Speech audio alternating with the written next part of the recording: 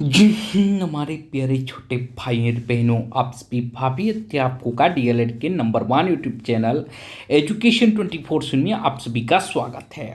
दोस्तों, मैं इस वीडियो में आप सभी को यूपी डीएलएड 4th सेमेस्टर के शांति शिक्षा एवं सतत विकास के पेपर को यहाँ पे हल कराने वाला हूँ और आप लोग को सारी उत्तर आप लोग को बताने वाला हूँ, उत्तर कुंजी देने वाला हूँ। और जो आपका यहाँ पे पेपर है, इस पेपर को आपके 18 के 18 क्वेश्चन को यहाँ पे आप लोग को सॉल्व कराने वाला हूँ। आप लोग अपना मिलान कर लीजिए कि आपके कितने क्वेश्चन यहाँ पे सही हो रहे हैं, आपके कितने नंबर यहाँ पे बन रहे हैं, 25 में आपके कितने नंबर बन रहे हैं। उससे पहले दोस्तों मैं आप लोग को बता दूं, अब आपका पेपर संपन्न हो चुका है और जिस भी हमारे प्यारे भाई बहन ने यह पेपर भेजा है उसका मैंने यहाँ पे डिटेल जो है नाम और रोल नंबर हाइड कर रखा है। ठीक है, आप ही लोग में से किसी ने एक ने मुझे भेजा और कहा सर इसको सॉल्व कराइए। देखिए यहाँ पे सबसे पहले क्वेश्चन पे आते हैं ऑब्जेक्टिव टाइप में। तो यहाँ पे लिखा था सतत विकास के 3 आयाम तैयार किए गए हैं। यहाँ पे अब 3 आयाम, देखिए यहाँ पे 3 शब्द दे दिया गया है तो सबसे पहले वैसे ही आप समझ सकते हैं। ठीक है, मगर यहाँ पे 3 आयाम दिया है तो आर्थिक आयाम आपका होता है, यह सामाजिक आयाम भी होता है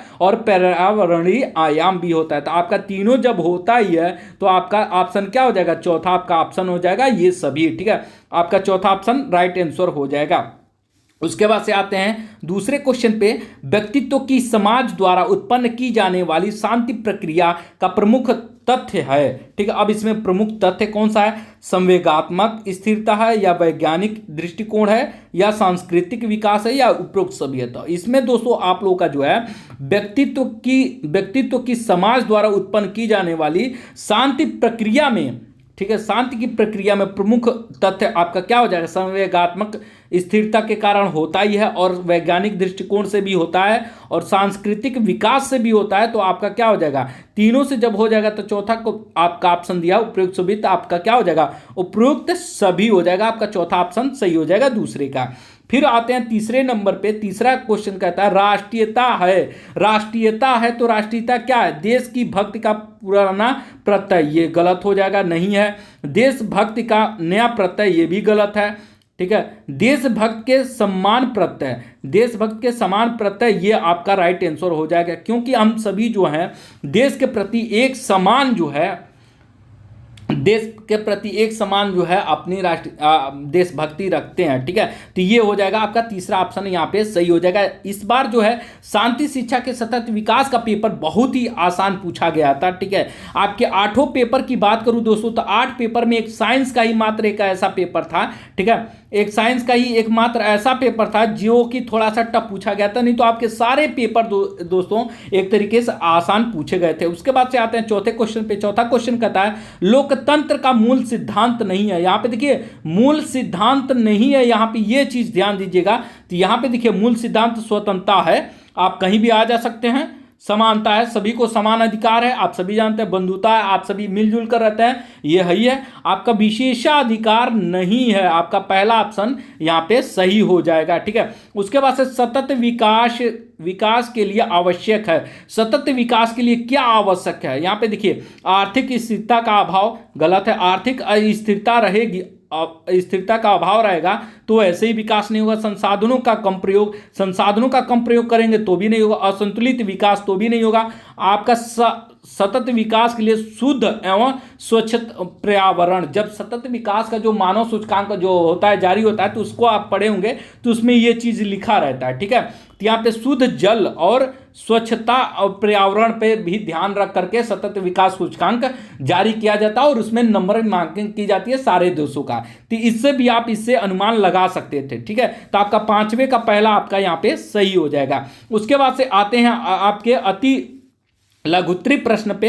यहां पे देखिए लिखा है नैतिकता क्या है। नैतिकता क्या है तो आप इसको आसान भाषा में लिख सकते थे, नीति के अनुसार व्यवहार करना। ठीक है, नीति के अनुसार आप जो भी व्यवहार करते हैं वही क्या कहलाती है, नैतिकता कहलाती है। अष्टांग योग किसे कहते हैं, यह दोस्तों हर साल पेपर में पूछा ही जाता है कि अष्टांग योग किसे कहते हैं। तो अष्टांग योग आप जानते हैं जो योग होता है, योग का जो सूत्र होता है उसी को अष्टांग योग कहते हैं। और योग का सूत्र कितना है, 8 सूत्र हैं। योग के कितने सूत्र हैं, 8 सूत्र हैं। कौन कौन से, ये भी मैं आपको बता दूं। यम है, ठीक है, यम है, नियम है आपका आसन है, प्राणायाम है, प्रत्याहार है, आपका धारणा है, ध्यान है, समाधि है। ठीक है, आपके 8 हो गए। अब इसमें देखिए जो शुरू के 5 हैं, यम, नियम, आसन, प्राणायाम और प्रत्याहार, यह जो है इसको बहिरंग कहते हैं, और धारणा, ध्यान और समाधि जो अंत के 3 हैं उसको अंतरंग भी कहते हैं। ठीक है, इसको आप ऐसे भी लिख सकते थे, आप लोगों ने लिखा होगा, मुझे पूरा विश्वास है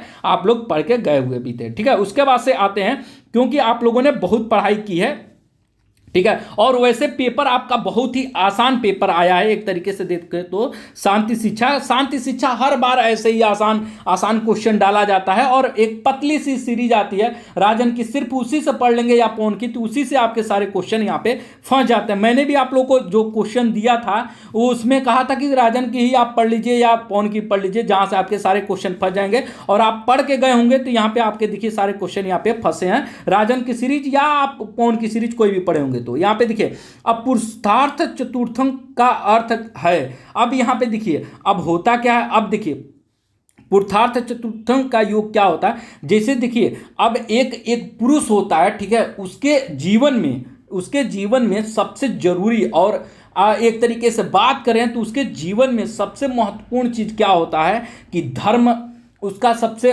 प्रथम स्थान हो, फिर अर्थ हो, काम हो, काम मतलब सही समय पे करे, और मोक्ष की प्राप्ति करे। मतलब ये 4 नियम बताए गए हैं, धर्म, अर्थ, काम और मोक्ष। तो आप इसको ऐसे लिख सकते थे। ठीक है, उसके बाद से साइबर बुलिंग क्या है, ये भी क्वेश्चन दोस्तों अधिकतर यह पूछा जाता है। पिछली बार भी यह क्वेश्चन पूछा गया था, ये रिपीटेड क्वेश्चन है। तो साइबर बुलिंग क्या होता है, जिसे साइबर से ही आप समझ सकते हैं, यानी कि इंटरनेट के द्वारा, ठीक है, इंटरनेट के द्वारा किसी भी व्यक्ति या किसी भी बालक को प्रताड़ित किया जाता है, ठीक है, मानसिक रूप से प्रताड़ित किया जाता है, तो यह साइबर बुलिंग के अंतर्गत आता है। ठीक है, तो आप इसको आराम से अपने भाषा में आप लिख सकते थे। तनाव प्रबंधन कौशल से आप क्या समझते हैं? अब तनाव प्रबंधन कौशल आप समझ ही सकते हैं कि तनाव प्रबंधन से मतलब अगर किसी व्यक्ति का मानसिक रूप से वो बीमार है, मतलब किसी तनाव में है, तो आप उससे कैसे आप उसको निजात दिला सकते हैं, आप लिख ही सकते थे।